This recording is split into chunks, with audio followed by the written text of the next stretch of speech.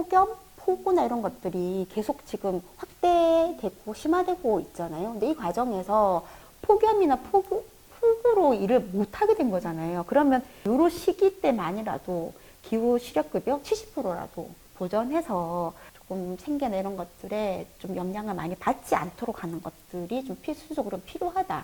새벽 배송이나 이런 것들로 인해서 야간 노동이 이제 해야 될 수밖에 없고 심야 노동을 할 수밖에 없는, 적게 일하는 것, 다시 말해서 노동 시간을 단축하는 거라는 것은 당연히 이제 탄소 배출이 낮을 수밖에 없게 되는 거고요.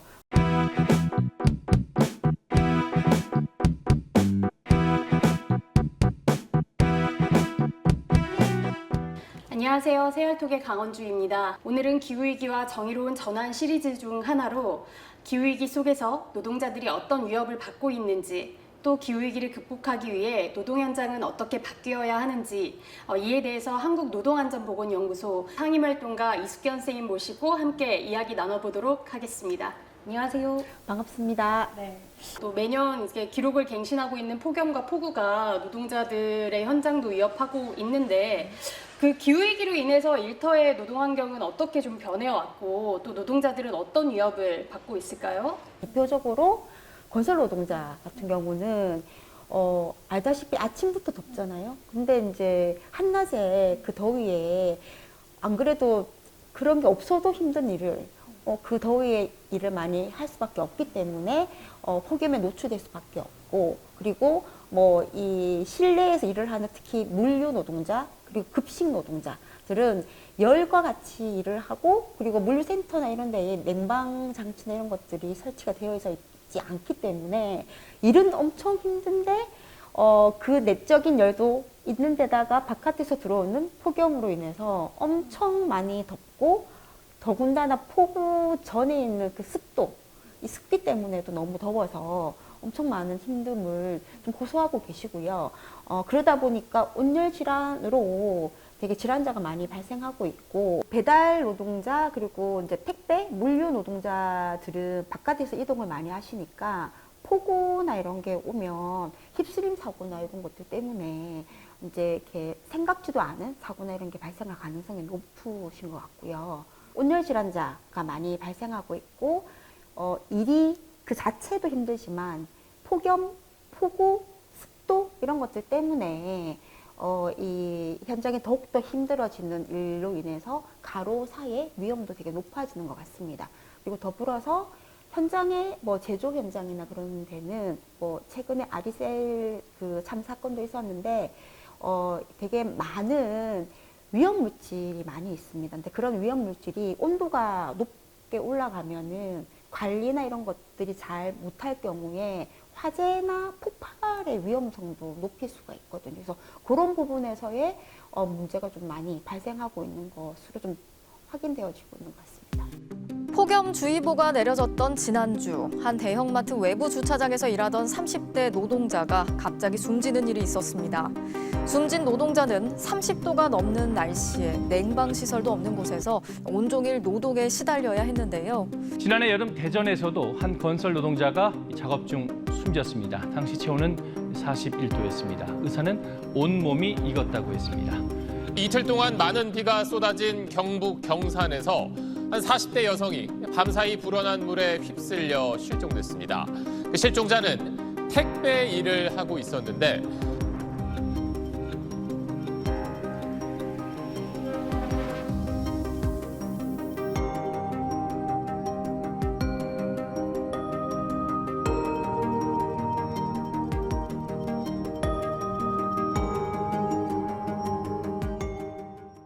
급박한 위험이 있거나 또 중대재해가 발생했을 때 근로자가 작업을 중지할 수 있도록 그 작업 중지권이라는 것이 산업안전보건법에 부장되어 있잖아요.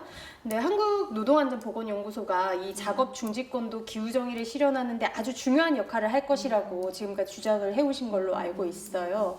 이제 기후 위기 문제로 인해서 폭염, 폭우나 이런 것들이 계속 지금 확대되고 심화되고 있잖아요. 근데 이 과정에서 일을 하는 노동자들의 이 급박한 건강의 위험이나 아니면 급박하게 문제가 발생할 수밖에 없는 이제 이렇게 과정이 생길 수밖에 없는 거죠. 그래서 그럴 때에 작업 중지권을 사용해서 이 위험한 노동을 거부하는 것 자체가 노동자의 이제 건강 그리고 이제 안전에 되게 중요하기 때문에 제가 첫 번째로 조금 그러한 작업 중지권이 필요하다라고 이야기를 하는 거가 있는 거고요. 그리고 또 하나는 노동부의 가이드 지침에 의하면 폭염 경보나 폭염주의보일 때 현장에서 특히나 폭염이 있는 그 시간에 휴식 시간을 얼마 이상은 줘라. 뭐 10%, 뭐 15%, 20%를 줘서 중간에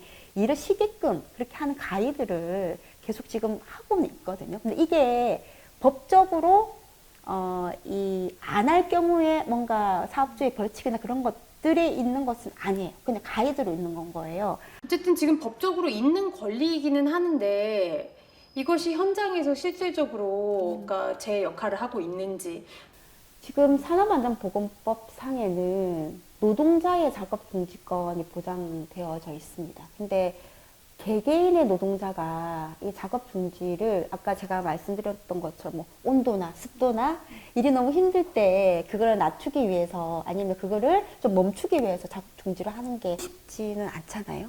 개인이 하기에는. 그렇기 때문에 저희는 그리고 저희 연구소에서는 이러한 작업 중지권 좀 집단적으로 사용을 할 수 있도록 이렇게 좀 보장이 되어야 된다고 생각을 하고, 그게 대표적으로 뭐 노동조합의 작업 중지권을 보장한다거나 아니면은 뭐 이 노안 담당하시는 간부가 좀 할 수 있게 한다거나 등등의 것들을 조금 더 보완이 되어야 되지 않을까라고 생각하는 게 있고, 그리고 사실 일부 사업장의 단체 협약상에서는 노동조합이나 대의원이나 그리고 이제 뭐 간부가 사용할 수 있도록 이제 단체 협약으로 보장되어 있는 것들은 있지만, 이것도 노사의 힘의 역관계 속에서 밀리거나 그럴 때는 쉽지 않은 권한이기 때문에 그런 부분에서의 고려나 이런 것이 조금은 고민이 많이 되어지는 것도 있고요.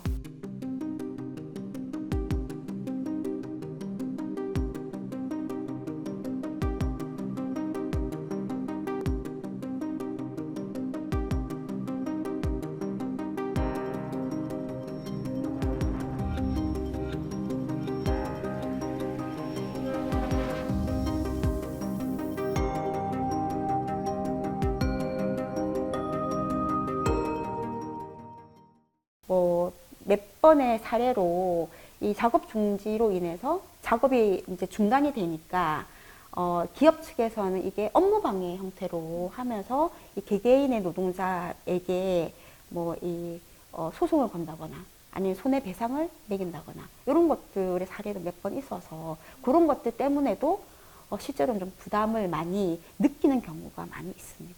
이번에 그 급류에 휩쓸려 가신 그 실종되신 노동자분이 비가 온다는 거는 누구나 다 알고 있었던 사실이었고, 스스로 비가 많이 오니까 오늘은 배달을 하기가 어렵다 이렇게 사측에 좀 요구하고 작업 중지에 대한 어떤 그런 권리를 행사하실 수 있는 상황이었으면 너무 좋았을 텐데, 지금 말씀하신 그 작업 중지권과 관련해서 방금 말씀해 주신 그 사례 말고 또 현장에서 좀 특별하게 더 필요하다라고 생각하시거나 아니면 현장에서 좀 이런 문제가 있다라거나 하는 곳들도 있을까요?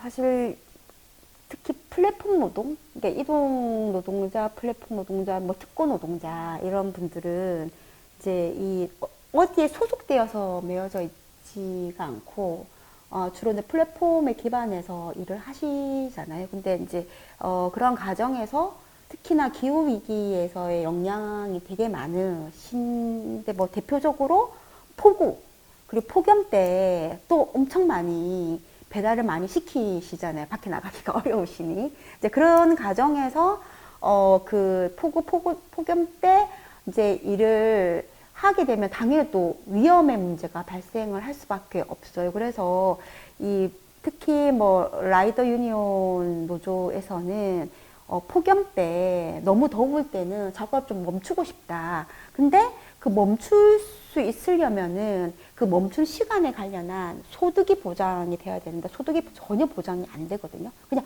본인이 그냥 일을 안 할 뿐인 것들인 거죠. 그래서 사실 최근에 라이더 유니온에서 이제 요구했던 거는 이러한 플랫폼 노동자에게 기후 실업 급여. 왜냐하면 이게 본인의 의사로 일을 못하는, 그러니까 안 하는 게 아니고 폭염이나 폭우로 일을 못하게 된 거잖아요. 그러면 일을 못하게 된 거에 관련해서는 실업급여를 지금 고용보험에서 주잖아요.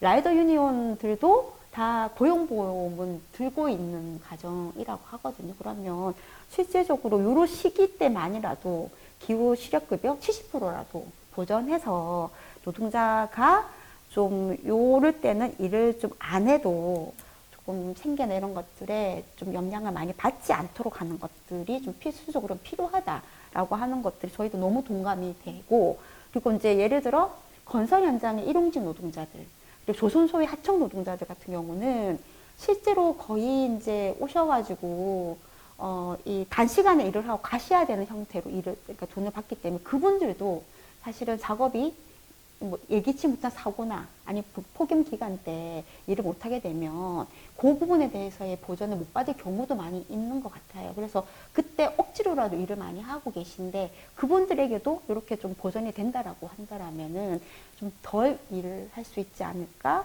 생각이 조금 많이 들기도 합니다. 네.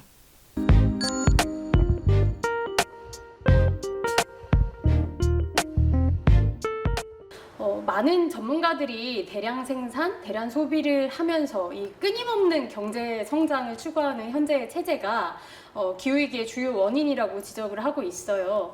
이런 경제 체제의 문제가 노동 현장에서는 어떻게 좀 나타나고 있나요? 기계를 가동하는 현장 같은 경우는 24시간 쉬지 않고 일을 하게끔 하고 그래야 이분이 최대적으로 생산할 수 있으니까. 근데 예전에는 이제 그 24시간 일을 제조업 현장에서 많이 했었는데 자동차 산업 같은 경우는 주야 연속 이교대를 주간 연속 이교대제로 좀 바꿨었어요. 그러면서 그 자동차 분야의 산업은 사실 밤 뭐 새벽 1시부터 한 5시나 6시까지는 일을 안 하게 되고 있는 부분들이 있는데 하지만 저희가 생각할 때는 주 8시간, 하루 8시간 노동, 그리고 밤에는 잠을 자는 것이 필요하죠. 휴식을 해야 되는 것들이니까. 근데 그렇게는 안 하고 싶은 게 이 자본, 그리고 흔히 말하면 이제 경제 성장을 추구하려고 하는 기업의 속성이지 않을까 생각이 들고요. 그래서 그로 인해서 장시간 노동을 할 수밖에 없고 불필요한 야간 노동. 예를 들어 공공의 이제 무슨 뭐 서비스나 이런 것들을 위해서 하는 노동이 아니고 사실 좀 불필요한 노동인데 이 생산을 위해서 하는 야간 노동도 계속적으로 지금 뭐 확대되거나 이렇게 강화되고 있는 부분들도 있고, 그리고 이제 이러한 것이 너무 어렵고 힘드니 그러한 야간 노동 자체를 고점 야간 작업도 생기게 되고, 그런 작업을 하는 노동자는 주로 불안정한 노동자이거나 아니면 이주 노동자이거나 아니면 여성 노동자이거나 이런 식으로의 차별이 또 가속화되는 것도 있는 것 같습니다. 그 방금 이야기하실 때 불필요한 야간 노동이라고 했는데 불필요한 야간 노동이라는 거는 대표적으로 어떤 부분이 있을까요? 필수적으로 해야 되는 공공의 서비스를 위한, 예를 들어 병원, 뭐 경찰, 소방 이런 데는 24시간 할 수밖에 없죠. 시민의 안전을 위해서 할 수밖에 없는데 그런 노동 말고 이제 기업의 이윤 아니면 상품을 생산하기 위해서 하는 야간 노동은 저희가 볼 때 불필요한 야간 노동이라고 저희는 붙여서 하지 말아야 된다라고 이야기를 하고 있습니다. 생각해 보니까 요즘에 그 새벽 배송 그거 되게 많이 하잖아요. 대표적인 거죠. 네. 새벽 빨리 물건을 네, 받아야 네, 되니까 네. 새벽 배송을 하는데 사실상 하루 늦게 받으면 어떻고 밤에 뭐 오후에 받아도 되는데 꼭 새벽에 받아야 되는. 네. 그거 자체가 사람에게 적응을 시키는 것 같아요. 그러니까 예를 들어서 말씀하신 것처럼 빨리 안 받아도 되고 새벽에 안 받아도 되거든요.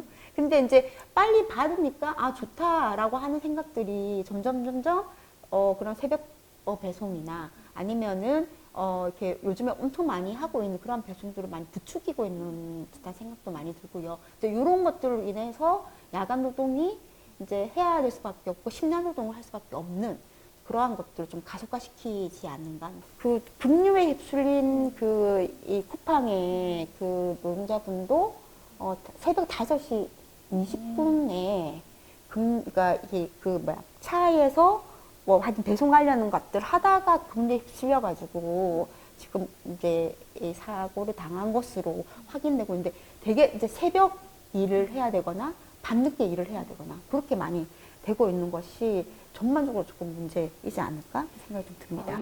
아무래도 그런 시간에 노동을 하면 사실 노동자들도 되게 집중하기 어렵고 또 피곤하니까 그 업무에 이렇게 집중도가 떨어지고 그렇죠. 또 그러다 보면 안전이 당연히 네. 이렇게 좀 등한시되고 이런 부분이 있죠. 네. 그 기후위기를 극복하고 정의로운 전환을 이루기 위해서 이제 노동 현장의 변화도 필수적인 것 같은데요. 이제 영국 환경단체 플랫폼 런던이 발표한 시간을 멈춰라 노동시간 단축의 환경 혜택 보고서.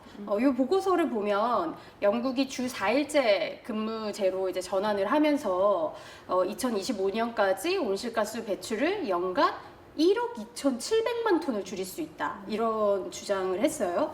이는 그 영국 전체 온실가스 배출의 21.3%에 해당하고 또 스위스와 비교를 했을 때 스위스 한 해 온실가스 배출량과 맞먹는 양이라고 하더라고요. 또 개인 승용차 2,700만 대가 도로에서 사라지는 것과 같은 그런 효과를 주기도 한다.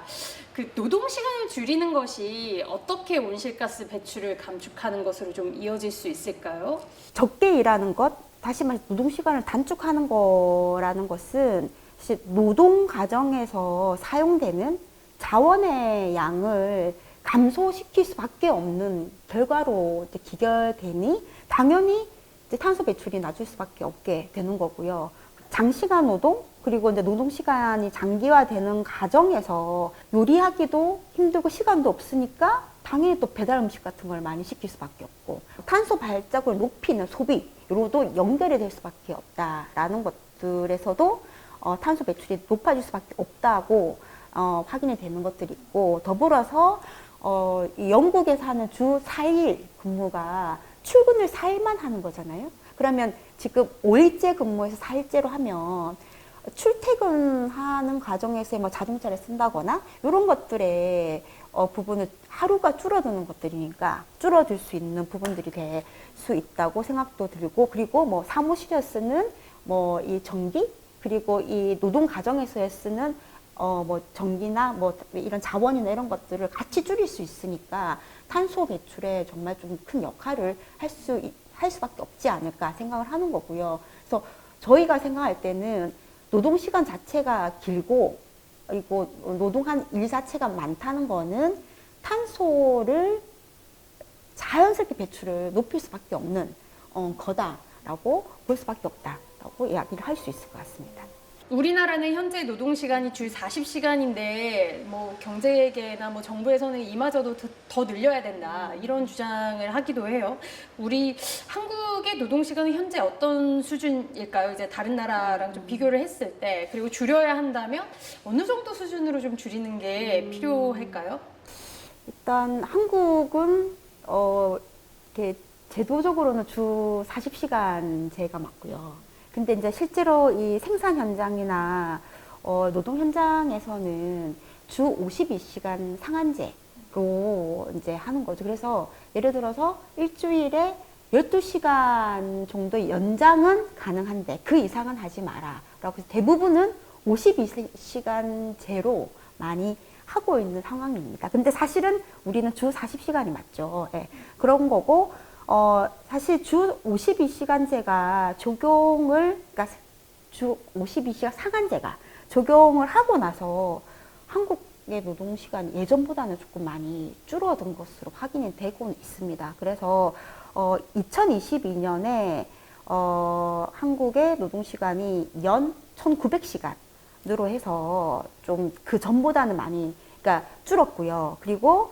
2023년에 이 조사한 바로는 1800대 시간으로도 들어온 것으로 확인이 되고 있어요. 근데 다른 OECD의 평균보다는 시간은 많습니다. 그러니까 연 122시간 정도가 많고 이걸 하루 8시간으로 계산을 해서 한다면은 하루 한 15일 정도를 더 일을 한다라고 좀 확인할 수 있는데요. 근데 조금 문제는 뭐냐면 한국이 이렇게 시간이 감소한 게 장시간 노동이 감소한 것들이 더 많으면 좋을 것 같은데 사실 한국 사회에서 최근에 단시간 노동도 되게 많이 증가를 했거든요. 그러니까 이런 불규칙한 노동 시간의 증가로 인해서 기존의 장시간은 기존대로 하되 단기간 시간이 많다 보니까 평균값이 떨어지고 있는 것으로도 해석을 할 수 있어서 그런 부분에서의 한국 사회의 좀 불안정한 아니 불규칙한 노동 시간이 좀 증가되고 있는 부분이 많아서 그런 부분에서 좀 많이 걱정이 되는 부분이 많습니다. 노동시간이 줄인다고 하면 소득이 좀 줄어들어서 살기 어려워질 것이라는 그런 생각들을 좀 떠올리실 수도 있을 것 같아요. 그래서 이런 문제는 좀 어떻게 해결이 가능할까요? 하루 8시간, 주 40시간 노동도 이제 이 사람답게 살기 위해서는, 인간답게 살기 위해서는 가장 기본이라고 생각을 하거든요. 그러면 그 일만 하는 것으로 생계가 보장이 되어져야 되고, 그리고 사회적으로의 삶을 좀 유지할 수 있도록 소득이 보전이 돼야 된다고 생각을 해요. 한국에서 임금 자체가 너무 그러니까 수준이 너무 낮아서 최근에도 최저임금 겨우 이제 10,000원대로 이야기가 되고 있지만 최저임금 자체가 너무 작고 소득 자체가 너무 작기 때문에 장시간 노동을 할 수밖에 없는 구조가 되고 있다고 생각을 하는데, 저는 노동자의 임금으로 다 해결을 하는 방식에서 좀 벗어나서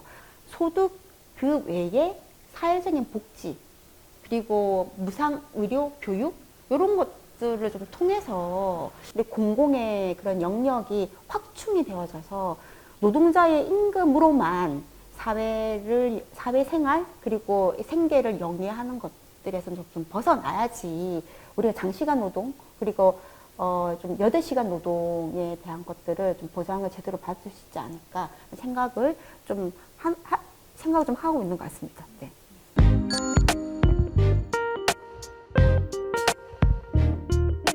노동자의 삶을 지키고 또 사회적으로는 기후정의 실현을 할 수 있는 노동 현장의 변화를 위해서 또 어떤 것들이 우리가 좀 고민해 봐야 할까요? 작업장 자체도 너무 덥고, 그러니까 여름에는 너무 덥고 겨울에는 너무 춥게 설계가 돼 있다고 하나? 그래서 그 작업장 내에 냉난방 설치나 이런 것들을 안 하면 정말 이제 일을 하기가 어려울 정도의 그런 건물 구조? 그런 것들 많이 노출이 돼 있다고 생각을 하거든요. 그래서 그런 이제 작업장 내에 그런 건축의 문제나 이런 것들도 조금은 보완을 하는 것들이 저는 좀 필요하겠다는 생각도 들었고, 그리고 이제 좀 불필요한 야간 노동을 법적으로도 좀 금지할 수 있게 제도를 좀 하는 것들, 예를 들어서 뭐 야간에 하는 배송, 새벽 배송, 24시간 영업제 이런 것들은 좀 못하게 하는 것이 좀 필요하지 않을까 싶고, 그리고 마트 같은 경우는 의무 휴업제를 좀 제대로 좀 해서 적어도 일요일 공휴일 때는 좀 다 같이 그냥 쉬게 하는 것들, 유럽이나 외국처럼 그렇게 하는 것들을 좀 해야 되지 않을까 생각이 좀 들었고요. 더불어서 사실 한국의 그 공공교통이 밤 12시, 1시 넘어서까지 하긴 하잖아요. 그러다 보니 그 늦은 시간까지 사실은 뭐 음주를 한다거나 물론 그것도 사회적인 뭐 그런 것들이라 하지만 어쨌든 소비를 부추기는 방식으로 가는 것들이 좀 많다고 생각이 들어서 그런 부분에서 공공의 그러한 어떤 교통 시간을 조금 단축시키는 거, 그런 것도 소비나 이런 것들 그리고 좀 탄소 배출 이런 것들이 좀 많이 영향을 주지 않을까 싶고요. 그리고 이제 마지막으로 제가 좀 생각했던 거는 여름 휴가를 좀 장기적으로 주자. 외국에 특히 유럽이나 이런 데는 한 달간의 여름 휴가 가시잖아요. 이게 이제 사실은 국가적으로나 그런 제도가 일반화되었기 때문에 그걸 가능하잖아요. 기업이 반대를 하더라도. 한국은 지금 일주일 휴가도 사실 제대로 못하는 경우가 많고 겨우 3박 4일 토일 끼워가지고 하는 경우가 되게 많은 것 같아요. 근데 실제로 이 더운 여름날은 가능하면 조금 시원한 데 가서 좀 쉴 수 있게 적어도 2주 이상 아니면 뭐 2, 3주 이상 장기 여름 휴가를 조금 보장을 해서 그 시기에는 공장을 가동 안 하면 좀 쉴 수 있도록 하고 그때 좀 이 노동을 좀 안 하게 만드는 것도 폭염에 정말로 대비할 수 있는 방안이지 않을까 그런 생각도 좀 해봤습니다.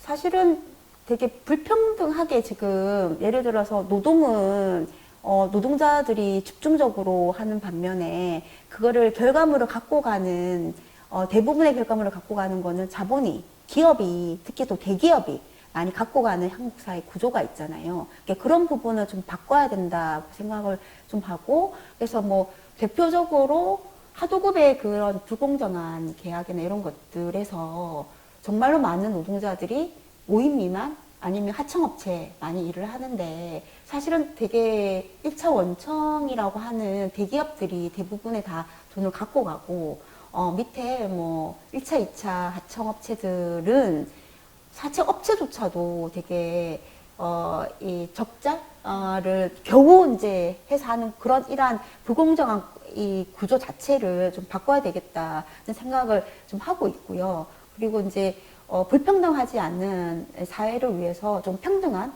분배가 좀 평등한 사회로 좀 가야 되는 것까지를 좀 포함해야 된다고 생각이 들기는 하고요. 그리고 사실 이 기업이 이윤을 위해서 정말 안 사도 되는 소비를 너무 많이 부추기고 있고 그리고 그 과정에서 너무 많은 빚을 그러니까 이 많은 시민들이, 그러니까 서민들이 빚으로 지금 거의 연명을 하고 있는 과정이 좀 다 연결되어 있다고 생각도 들거든요. 그래서 이런 것들 부분들을 조금 바꿔 나가야 된다고 생각합니다. 근데 조금 더 구체적으로 뭐 한다라면은 조금 노동조합도 함께 그러한 부분에 조금 문제를 제기하면서 사회 정의 그리고 불평등한 이러한 구조를 좀 바꿔나가는 것들에 조합, 시민사회가 함께 좀 제기를 하는 게 필요하지 않을까 하는 생각도